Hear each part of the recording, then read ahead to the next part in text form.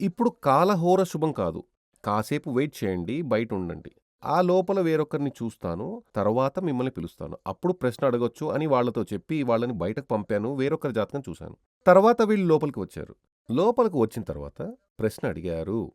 ఆ ప్రశ్న కోసం చూసిన గ్రహాలు ఇవి కావు. ఇది వాళ్ళ జాతకం. ప్రశ్నలో ఫలితం ఎలా చెబుతామంటే ఆ రోజుకి ఉన్న ప్లానెటరీ పొజిషన్ ప్లస్ ప్రశ్న అడిగినప్పుడు ఉన్న ఉదయ రాశి ఇవన్నీ పరిగణలో తీసుకుని తర్వాత దూది లక్షణం లాంటివన్నీ చూసి ప్రశ్నకు ఫలితం చెప్తాం.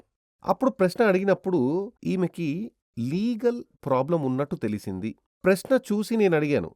లీగల్ సమస్య ఉంది కదా! అవును. ఇక్కడ చూడండి ఇందులో ఈ ఇక్కడ 8లో నుండి శుక్రుడు మీద రాహు దృష్టి ఉంది. అప్పుడు అదొక సమస్యగా చెప్పొచ్చు. అలా ఉన్నప్పటికీ లగ్నాధిపతికి వీనస్ పరివర్తన యోగం చేసిన కారణంగా